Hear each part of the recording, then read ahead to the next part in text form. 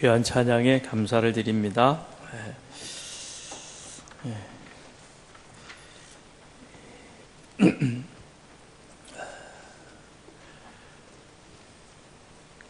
갓 태어난 아이는 배가 고프면 울음으로 자기의 그 생각을 표현을 합니다. 그 아이가 말을 배우기 시작하면 말로서 자기 생각을 표현하게 되죠. 말은 생명력이 있습니다. 그래서 말은 사람을 살리기도 하고 죽이기도 하고, 우리의 속담에도 말 한마디에 천냥빛을 갚는다라고도 말합니다. 말은 사람이 살아가는 사회에 있어서 참 필요한 것입니다. 아주 중요한 의사소통의 도구인 것이죠. 또한 사람이 글을 배우기 시작하면 글로서 자기 생각을 표현하기도 합니다. 일기를 쓰거나 그 하루의 일들, 자기의 그 마음에 있었던 생각들을 그렇게 이제 일기로 글로서 표현을 하거나, 또는 상대방에게 편지로 보내기도 하죠. 요즘은 SNS라는 것이 발달되어져서 아마 여러분 손편지 써본 경험도, 받아보신 경험도 썩 오래되셨죠? 그죠? 저는 가끔 교우들에게 기도 제목을 겸한 그런 손편지를 받을 때가 있습니다. 그러면 왠지 더 기도하고 싶은 그런 마음이 생기더라고요. SNS로 이렇게 오는 것보다는 훨씬 더 인간미가 있어서 참 좋은 것 같아요. 그래서 글로서 우리의 생각을 전하기도 합니다. 때로는 책을 통해서 우리는 다른 사람의 생각을 간접적으로 경험하고 또 그것을 표현하는 방법을 갖게 되는 것이죠. 또 사람이 그 마음의 생각들을 표현하는 것은 행동입니다. 행동으로 표현하기도 하죠. 그래서 마음에 생각했던 것들을 실천으로 옮깁니다. 예를 들어서 운동을 하고 싶다. 내가 내일부터 운동을 해서 내 몸을, 체력을 관리해야 되겠다. 생각만 가지고 있어서는 의미가 없죠. 그것을 행동에 옮겨야 됩니다. 그래서 뭐 달리기를 하든, 아니면 또 윗몸 일으키기를 하시든, 또 수영을 하든 뭘 하든 우리가 이런 행동으로 마음의 생각들을 보여주게 되는 것이죠. 그러므로 이 생각은 표현되어져야만 하는 것입니다. 표현되어지지 않는 생각은 누구도 모릅니다. 내가 이렇게 생각하고 있으면 상대방도 알아주지 않을까? 천만에 전혀 모릅니다. 그러므로 그 생각은 표정이든 아니면 글이든 말이든 행동이든 반드시 표현되어져야만 하는 것입니다. 아무리 좋은 생각을 가졌다 할지라도 그것이 표현되어지지 아니하면 아무런 의미가 없고 기억 속에서 사라져 버릴 수밖에 없는 것이죠. 그래서 생각은 더욱더 표현되어져야 하는 것입니다. 오늘 본문에서 하나님은 당신의 마음속의 생각들을 다시금 표현하고 있습니다. 바벨론의 포로로 붙잡혀 가 있는 사람들, 29장 1절로부터 3절에 있는 내용은 이 편지가 언제 어떤 경로를 통해서 전달되어졌는가, 누구에게 전달되어졌는가 하는 것을 말해주고 있는 것이죠. 하나님은 예레미야 선지자를 통해서 바벨론의 포로로 붙잡혀가 있는 그 사람들에게 이제 하나님이 그 생각을 편지를 통해서 이 바벨론의 포로된 자들에게 전해주고 있는 것입니다.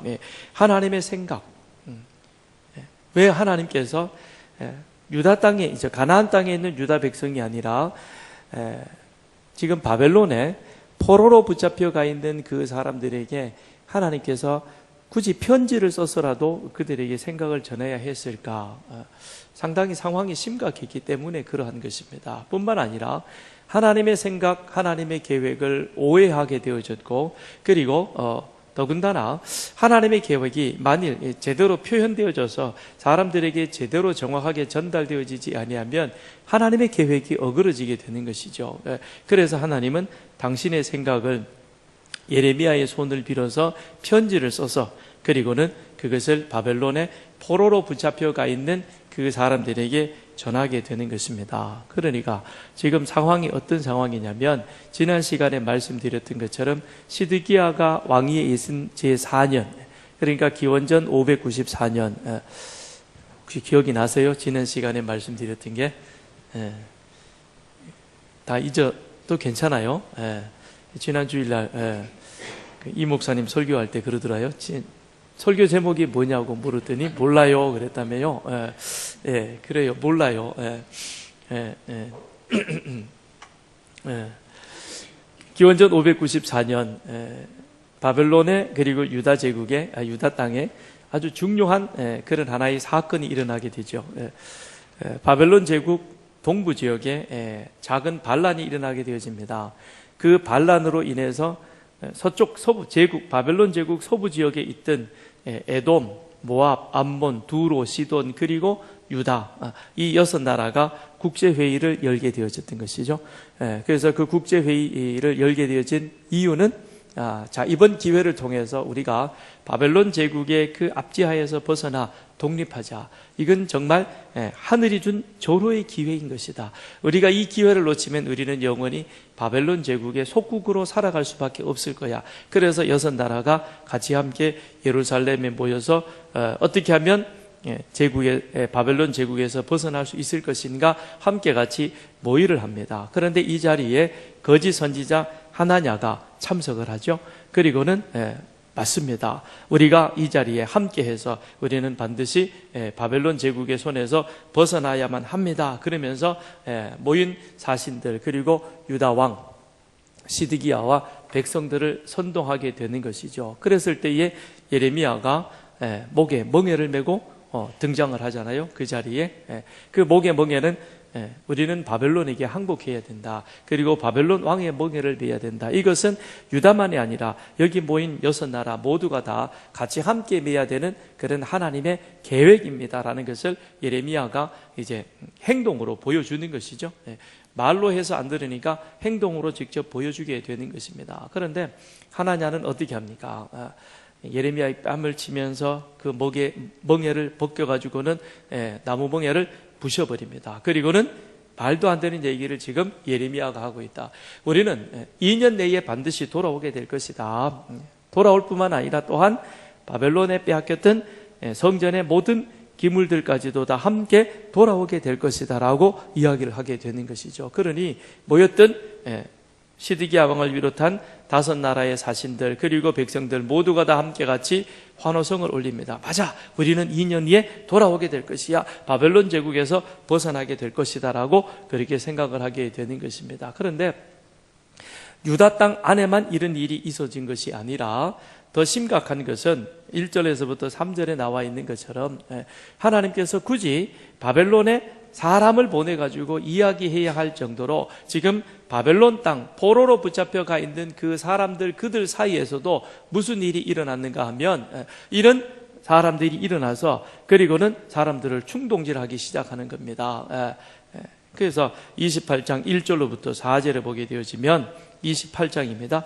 거기 보면 무슨 얘기가 나오냐면 이제 하나냐가 했던 그와 같은 비슷한 이야기들이 바로 바벨론 땅 포로되어진 사람들에게도 함께 전해지게 되는 것입니다. 그러다 보니까 바벨론 땅에 있는 포로되어진 사람들이 술렁술렁 움직이기 시작합니다. 자, 우리 이제 곧 돌아갈 터인데 여기서 어떻게 우리가 이러고 있을 필요가 뭐가 있느냐? 우리도 어떻게 기회를 봐서 한번 반란의 기회를 아니면 도망칠 기회를 잡아야 되지 않겠느냐라고 얘기하는 것이죠. 그런데 그 일을 만들어가는 주범이 누구이냐면 29장 21절에 가서 보면 29장 21절에 보면 만군의 여호와 이스라엘의 하나님께서 골라야의 아들 아합과 마아세의 아들 시드기야에 대하여 이같이 말씀하시니라 그럽니다. 그리고 24절에 가서 보면 너는 느헬렘 사람 스마야에게 이같이 말하여 이르라.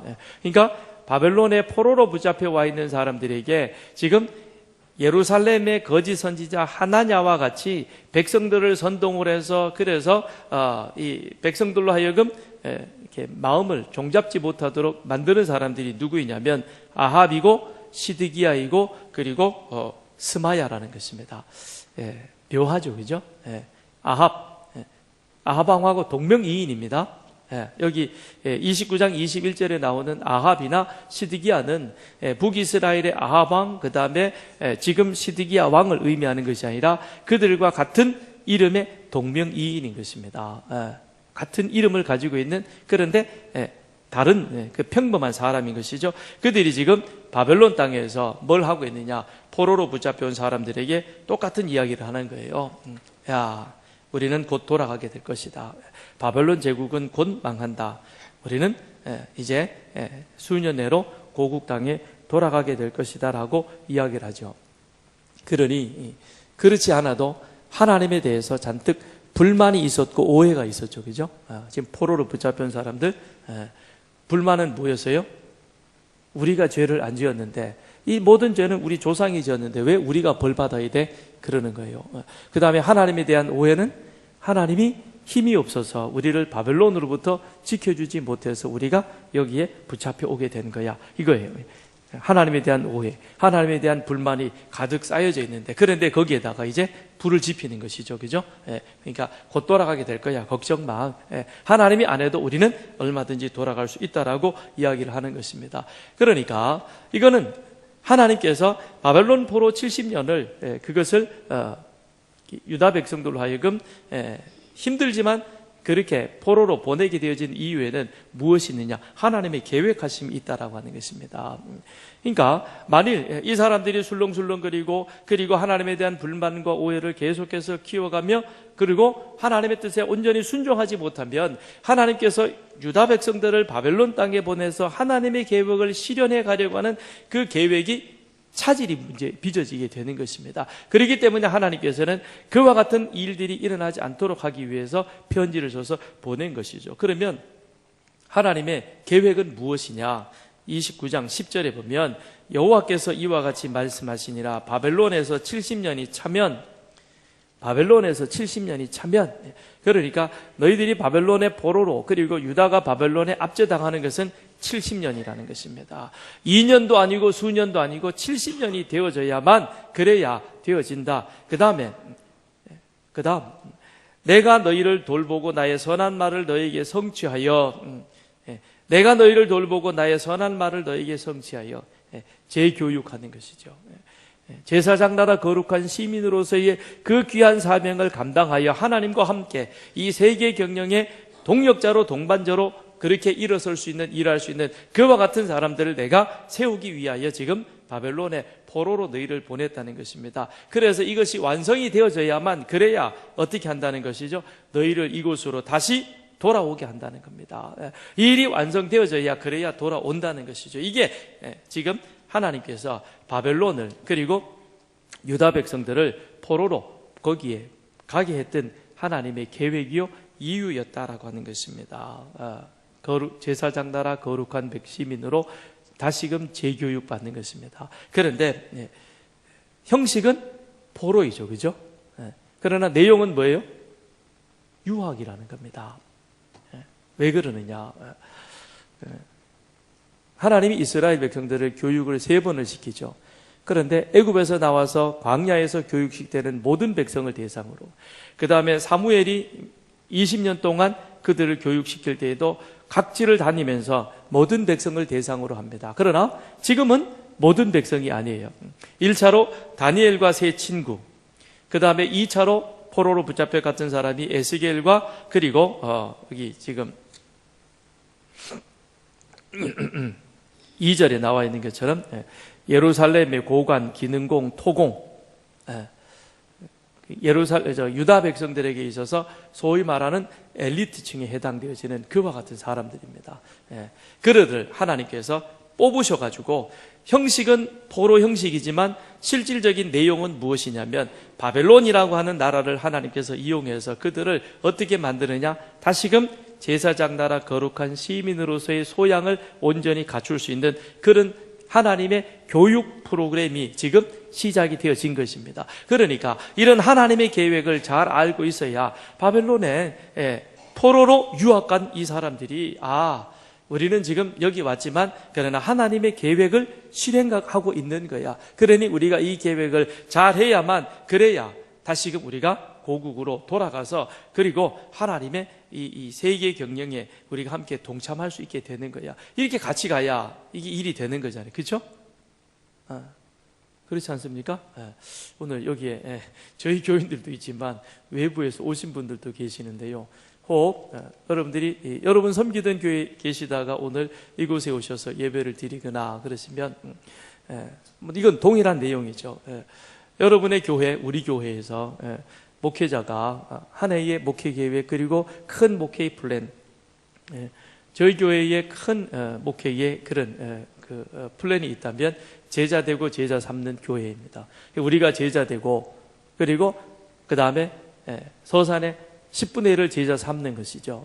10분의 1이라는 것은 숫자적인 의미가 아니라 대표성을 띠고 있습니다. 그래서 어떻게 서산에 있는 모든 사람들에게 주의 복음을 전하고 그들을 우리와 같은 제자로 삼아갈 것인가 하는 것이죠. 그래서 그것을 위해서 하나의 실천 방안으로 다음 세대 우리 자녀들에게 하나님의 말씀을 말씀 그대로 부모가 선생이 되어서 잘 가르치는 것, 이게 우리 서산교회가 추구하고 있는 목회의 방향이고 방침이고 그리고 계획인 것입니다. 그러면 이 계획에 같이 동참하고 따라가야 그래야 교회가 제대로 길을 갈 수 있습니다. 그런데 나는 그거 안 할 거야. 그리고 엉뚱한 길로 가면 불화가 생기거나 아니면 어려움이 있거나 아니면 그 사람은 혼자서 힘들어지게 되는 것이죠.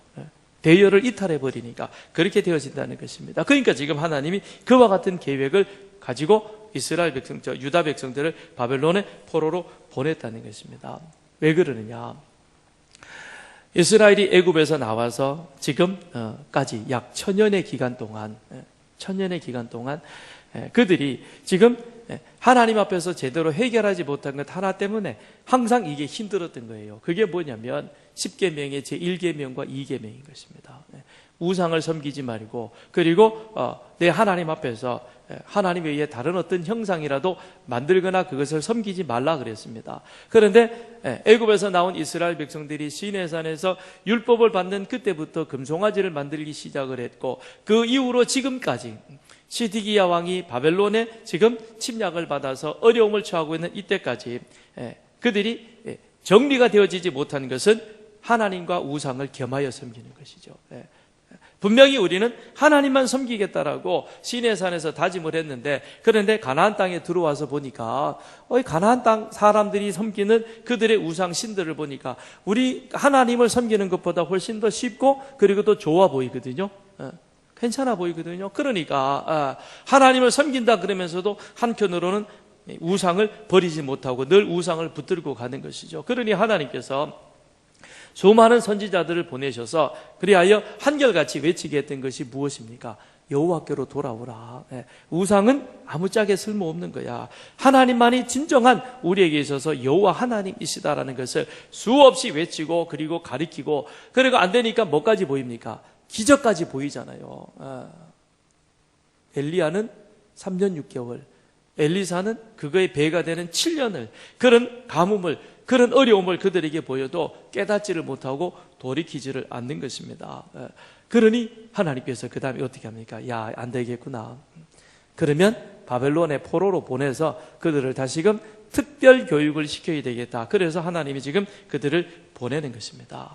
그런데 그 기간은 자기들이 정하는 것이 아니라 하나님이 정해놓은 것입니다. 70년. 이 70년의 기한에 그 기한 동안 이와 같은 교육을 잘 받아야 되는 거죠. 그러니까 시간만 지난다고 되는 것이 아니라 그들이 포로 생활에서 이제는 하나님의 이 계획이 있고 하나님의 70년의 기간이 있다면 그렇다면 그 프로젝트에 우리가 맞추어서 내가 이제는 준비되어진 삶을 살아가야 되겠다는 것입니다. 그래야만 어떻게 되느냐 11절에 재앙이 아니라 미래와 희망을 주는 것이요. 희망을 주는 것이요. 그래야만 12절 13절에 하나님 앞에 부르짖어 기도하면 하나님이 그 기도를 들으시고 그리고 내가 너희를 만나 주겠다는 것입니다. 만나 주겠다는 것이죠. 그러니까 이제 포로 생활에서 그들이 하나님이 원하는 사람으로 갖추어져야 그래야 11절 12절 13절의 말씀이 그들 가운데 응하게 되어진다는 것이죠. 그래서 하나님이 예레미야를 통해서 바벨론에 포로된 자들에게 야, 정신 차려. 엉뚱한 말 듣지 말고 지금부터 다시 내가 너희들에게 내 계획을 가르쳐 줄 테니까 그 계획을 듣고 지금부터 포로 생활을 이렇게 하라 그럽니다. 그래서 예레미야가 전해주는 바벨론 포로 생활의 세 가지 원칙이 있습니다. 포로된 자의 삶의 자세, 그건 오늘 우리들의 삶의 자세와도 같은 것입니다. 그건 바로 무엇이냐? 첫째는 5절 6절입니다. 정상적인 삶을 바벨론에서 그대로 지켜 행하라는 것입니다. 너희들이 예루살렘에 살았던 그 삶처럼, 자 5절에 보니까 뭐죠? 집 짓고 텃밭 만들고 그 다음에 시집 가고 장가 가고 너희 아들들 시집 장가 보내고 그리고 거기에서 자녀 낳고 번성하고 그렇게 살아가라. 그렇죠? 그리고는 줄어들지 말라 그래서요. 생육하고 번성하라. 이것은 하나님께서 우리에게 주신 그와 같은 창조의 명령이기도 한 것이죠. 자, 이게 뭐예요? 지금 포로되기 이전에 너희들이 예루살렘 땅에서 살았던 그 삶, 거기에서 집도 짓고 그 다음에 밭도 가꾸고 열매도 따고 그 다음에 시집도 가고 장가도 가고 자녀 낳고 자녀 키우고 또 그 자녀를 시집 장가 보내고 그렇게 살아갔던 것처럼 바벨론 땅에서 그 삶을 그대로 유지해 가라는 것입니다. 왜냐하면 다음에 70년 후에 다시 돌아와야 되는데 돌아올 때에 바벨론에서 살았던 그 삶이 그 다음 그대로 예루살렘에서도 이어지기 때문에 그렇다는 거예요. 그러니까 삶의 연속인 것입니다. 지금 자리가 바뀌었고 그들의 삶의 모습이 바뀌어졌죠. 예루살렘에서 자유자로 살다가 바벨론의 포로로 가서 삶의 어떤 그런 양식이 바뀌어진 것 같지만 그렇다고 해서 너희들이 살아가던 일상적인 삶을 거기에서 중단하고 마음이 들떠가지고 언제 가지? 여기 우리 살 것 아닌데 그만했으면 좋겠다. 이건 아니라는 거죠. 그건 아니라는 겁니다. 그래서 연속되어진 일상적인 삶을 가나안 땅에서도 그대로 저기 바벨론에서 그대로 유지해 가라는 것입니다. 김영석 교수가 이런 얘기를 했더라고요. 늙은 것이 벼슬은 아니다. 그 이유 때문에 젊은 사람들에게 배려를 받고 싶지 않다. 내가 당당하게 늙고 품위 있게 노년의 인생을 보내려면 지금부터 그 미래를 착실하게 대비해야 한다. 그러면서 사람은 성장하는 동안 늙지 않는다 그래서요. 지금 그분이 지금 100세가 가까이 되어졌는데 본인이 얘기하기를 자기 인생의 황금기는 지금이다. 65세 이후로부터 자기는 인생이 뭔가 삶이 뭔가를 알게 되었고 더 재밌게 지금은 잘 살고 있다라고 그렇게 고백하고 있습니다. 나이에 상관하지 않고 진지하게 공부하며 자신을 잘 매일매일의 삶 속에서 주어진 일들에 대해서 성실하게 임하는 것, 그것이 바로 그로 하여금 성장하게 만들어가는 것이라는 것이죠. 그런데 이게 일상적인 삶이긴 합니다. 집 짓고 그 다음에 밭 가꾸고 그 다음에 아이들 시집 장가 보내고 또 그걸 맞이하고 보내고 하던 이런 일들이 우리의 일상적인 삶이지만 그러나 쉽지는 않죠. 그죠? 거기에는 시련도 있고 고난도 있고 어려움도 있고 그 다음에 갈등도 있습니다. 그러나 그와 같은 것들이 있을지라도 그것을 우리가 어떻게 합니까? 매일같이 매 순간순간 성실하게 그 자리에 임하게 되어질 때 그때에 뭐가 있느냐? 그 사람에게 미래가 있다는 것입니다. 그러니까 지혜로운 사람은 작은 것에 충성하는 것입니다. 나를 어떻게 보고 목사님 겨우 이런 일이나 맡기느냐. 작은 일에 충성 못하면 큰 일도 못해요. 내가 그래도 이만한 거는 할 수 있을 텐데 천만에요. 작은 것이 안 되면 큰 것도 못하는 것입니다. 그래서 지혜로운 사람은 작은 것부터 그가 할 수 있는 것부터 하게 됩니다. 그러면 모든 것을 다 하게 되는 것이죠. 그 다음에 두 번째 삶의 원칙은 바벨론에서 선교사로 살아가라 그럽니다. 여기 7절에 보면 그 성읍의 평안을 구하고 그를 위하여 여호와께 기도하라 그랬습니다. 바벨론 성읍의 평안을 위하여 기도하라 그럽니다. 집 가꾸고 그 다음에 시집 장가 가고 보내고 하는 것, 이거는 어디든 가서 사는 것이고 그거는 나를 위한 것처럼 여겨지죠. 그죠? 그러니까 그것은 쉽게 받아들일 수 있는 것 같은데 두 번째, 바벨론을 위해서 기도하라. 그것도 평안을 위해서 기도하라. 망하는 것을 위해서 기도하지 말고 평안을 위해서 기도하라 그랬습니다. 바벨론은 어떤 나라입니까? 나라를 침공했고, 그리고 우리의 형제 이웃 가까운 사람을 죽이기도 했고, 나를 포로로 붙잡혀온 사람이고, 지금 나를 억압하고 있는 자인 것입니다. 그러면 이 바벨론은 나의 원수입니다. 나의 원수이니까 얘는 망해야 됩니다. 빨리 없어져야 되는 것입니다. 그렇죠? 그래야 되는데 지금 뭐라 그랬어요? 그들의 평안을 위해서 기도하라 그랬습니다. 쉬운 일일까요? 어려운 것입니다. 어려운 것입니다. 그런데 하나님은 7절에 보니까 그들의 평안을 위해서 기도하라. 왜냐? 이는 그 성읍이 평안함으로 너희도 평안할 것이라. 야, 이게 바로 너희들을 위한 거야. 너희들을 위한 거야. 그러니까 먼저 일상적인 삶이 더 평안하게 이루어지기 위해서는 어떻게 해야 되느냐? 바벨론의 평안을 위해서 기도하라는 거예요. 여러분, 누군가를 계속해서 미워하면 그 사람에 대한 기도가 아니라 내 기도가 막히죠. 그죠? 혹시 아마 여러분 중에 그런 경험을 하신 분들도 계실 거예요. 주일날 교회에 오려고 그러다가 차 안에서 싸우죠. 웃으시는 분들 경험이 있으신 것 같아. 예배가 제대로 됩니까? 예배 잘 드리고 집에 가다가 또 싸워요. 그죠? 집에 가지고 싸워가지고는 저녁 주느니 마느니. 그 한 주간 어때요? 참 평안하시죠? 지옥이지 뭐. 그죠? 그런 거예요. 또 똑같은 거예요. 지금 하나님이 그 얘기를 하시는 거예요. 그래, 바벨론은 원수야. 너희들 망하게 한 자들이야. 나도 그건 똑똑히 알고 있다는 겁니다. 그런데 왜 평안을 위해서 기도하라 그러느냐? 너희를 위한 거예요. 바벨론을 위한 게 아니라 누구를 위해서? 너희를 위한 거라는 겁니다. 다니엘 4장에 보면 느부갓네살 왕이 꿈을 또 한 번 꿉니다. 이 느부갓네살이 꿈쟁인가 봐요. 꿈을 잘 꿔요. 꿈을 꿔가지고 그 다음에는 자기 꿈을 처음에는 얘기를 안 하다가 첫 번째는, 근데 두 번째 꿈은 자기 꿈을 꾸고 꿈을 얘기를 합니다. 사람들을 불러 모아놓고. 그런데 아무도 느부갓네살 왕의 꿈을 해몽해 가는 사람이 없어요. 그러니까 답답해서 다니엘을 부릅니다. 야, 다니엘, 내가 이런 꿈을 꿨는데 너 해석 좀 해달라 그래요. 그 다니엘이 그 꿈을 해석을 하죠. 그죠? 해석을 합니다. 그런데 느부갓네살이 꾼 꿈의 내용은 어떤 것이었냐면 느부갓네살을 향한 하나님의 징계가 선고되어진 꿈이었습니다. 그래서 느부갓네살이 왕에서 내려와서 짐승처럼 들에서 이슬을 맞고 풀을 먹으면서 그렇게 지내는 그와 같은, 즉 하나님의 징계받는 꿈의 내용인 것입니다. 그러니 자, 다니엘의 입장에서는 느부갓네살이 징계받으니까 얼마나 고소하겠어요. 그렇죠? 안 그래요?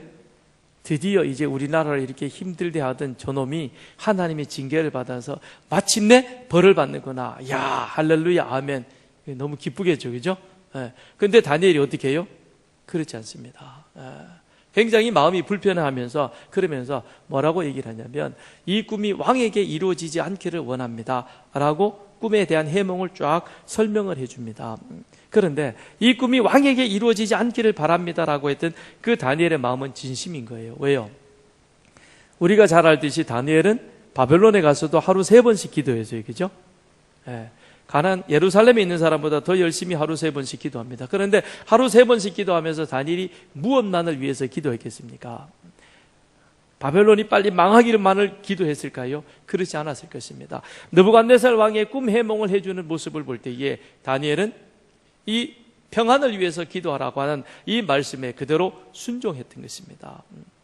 그랬더니 그렇게 다니엘이 느부갓네살 왕의 진심으로, 왕이 정말 잘못해서 내가 지난번에도 얘기를 했는데 듣지 않더니 결국 하나님의 징계를 받게 되었군요. 야, 이게 참 안타깝습니다. 그런 마음을 다니엘이 이 느부갓네살 왕에게 전할 때에 느부갓네살이 어떻게 합니까? 다니엘을 통해서 하나님을 보게 되는 것이죠. 이게 바로 선교자적 삶인 것입니다. 오늘 우리들의 살아가는 삶은 바로 이와 같은 삶이 되어야 하는 것입니다. 우리가 이 세상에 살아가면서 너희는 세상의 소금이요 빛이라 그랬습니다. 선교사만, 해외 나가 있는 선교사만 선교적 삶을 사는 것이 아니라 오늘 우리가 이 세상에 살면서 우리 직장에서, 우리 가정에서 우리는 선교자적 삶을 살아야 하는 것입니다. 그렇게 되어지지 못하면 그것은 하나님의 계획이 우리를 통해서 이루어지지 않는 것이죠. 우리가 선교자적 삶을 살아가야 한다라는 것입니다. 그 다음에 세 번째로 바벨론 포로에게 주는 삶의 자세는 거짓 선지자들의 미혹을 당하지 말라 그럽니다. 8절에 보면 너희 중에 있는 선지자들에게와 점쟁이에게 미혹되지 말며 너희가 꾼 꿈도 고지 듣고 믿지 말라. 우리 중에 뭐가 있다는 것이죠? 거짓 선지자들이 있다는 것입니다. 우리를 미혹하게 하는 자들이 있다는 것이죠. 아합이든 시드기야와 같은, 스마야와 같은 그런 자들이 있다는 것입니다. 그런데 그들의 이야기를 듣지 말라 그래요. 왜 그들의 이야기를 듣지 말라? 그 이유를 하나님이 9절에 말씀해 주고 있어요. 9절에 보면 내가 그들을 보내지 아니하였어도 그들이 내 이름으로 거짓을 예언함이라. 하나님이 그들을 보내지 않았다는 것입니다. 그런데도 불구하고 그들은 하나님의 이름을 빙자하여 하나님이다, 하나님의 말씀이다라고 말하고 있는 것입니다. 그들이 그렇게 말하는 것은 무엇이냐? 육에 사로잡혀서 자신들이 바라는 바일을 하나님의 말씀으로 포장해서 말하고 있다는 것이죠. 그러니까 하나님의 계획은 분명 70년입니다. 그 70년 동안 하나님께서는 이스라엘 백성들, 그들 마음을 붙잡고 있던 우상을 완전히 털어내고, 그리고 여호와 하나님이 참된 우주의 세계의 경영자이시고, 그리고 하나님이 한 분이시면 우리는 충분하다. 이 사실을 하나님은 이스라엘 백성들에게 교육, 훈련시키기를 원하는 건데, 그런데 옆에서 우리가 듣기 좋은 얘기를 하는 거예요. 2년이면 돌아간다. 바벨론은 곧 수년 내내 망할 것이다. 하나님의 뜻과 계획이 어긋나는 것이죠. 그와 같은 얘기. 오늘 이 시대에도 이런 번영의 신학, 이런 것들이 우리 속에 넘쳐나는 거예요. 그러면서 우리가 바라는 것은, 그렇죠? 세상에서 잘 되고 부자로 사는 것, 우리가 명예를 갖는 것, 이것 다 우리가 바라고 원하는 것이지 않습니까? 세상에서 뭔가 큰 일들 이루고 싶어 하는 것, 거기에 하나님의 말씀을 빙자하여 계속 우리들을 충동질시킨다면 그것은 온전한 하나님의 뜻이 아닐 것입니다. 이런 유혹에 넘어가지 않으려면 어떻게 해야 하는 것입니까? 우리가 하나님의 말씀인 성경에 더 집중하는 것이죠. 그런데 성경은 창세기부터 요한계시록까지 하나의 이야기인 것이죠. 하나의 이야기인 것입니다.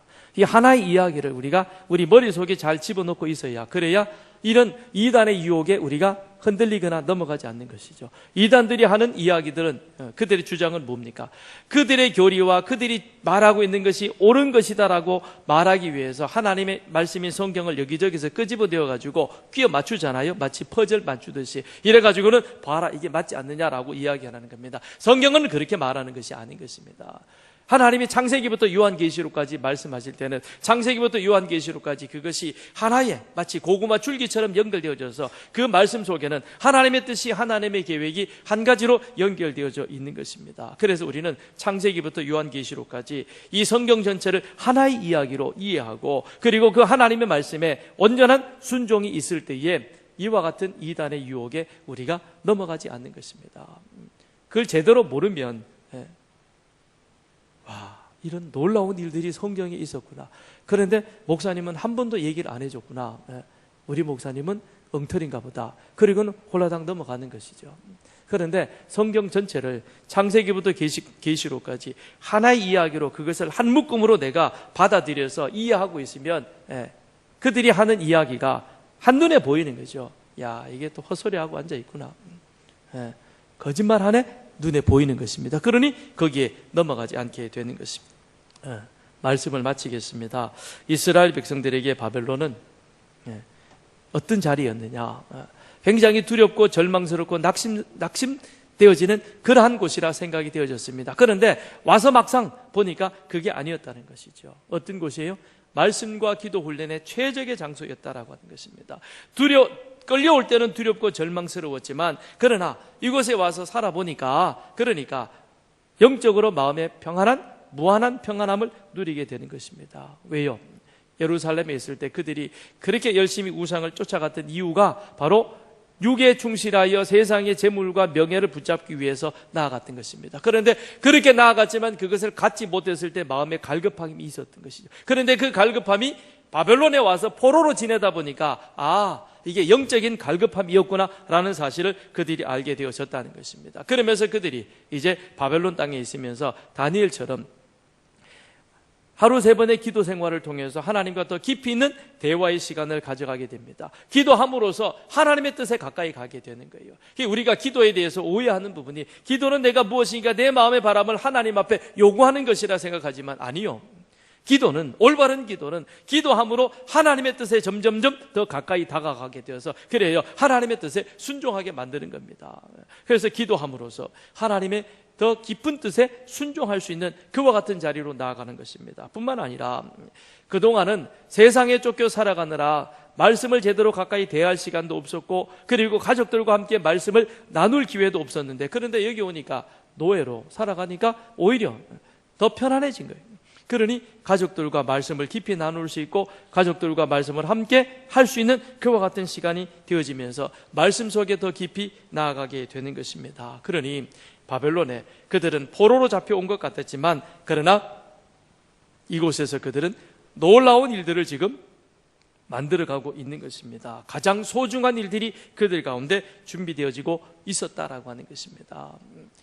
우리는 천지를 지으신 하나님께서 그 하나님의 형상 따라 지음받은 존재인 것입니다. 하나님이 우리를 지으실 때는 우리와 하나님은 관계하기 위해서, 그래서 날마다 우리는 생명의 말씀인 하나님의 말씀을 공급받아야만 이 세상을 우리는 힘있게 살아갈 수 있는 것입니다. 하나님은 지금 이스라엘 백성들을 바벨론에 보내서 말씀과 기도 훈련을 시켜가고 있는 것입니다. 그래서 그 훈련이 채워지게 되어지는 그 과정이 지금 눈앞의 현실은 재앙으로, 포로이기 때문에 아주 험악한 현실로 보이는 것 같지만, 그러나 그것이 아니라 미래에 희망을 주는 것이다. 그리고 더 나아가서 너희들과 내가 이제는 더욱더 깊이 가까워졌기에 너희가 내게 부르짖으면 내가 그 기도를 듣고 거기에 응답할 것이라, 그렇게 하나님은 말씀해 주고 있는 것입니다.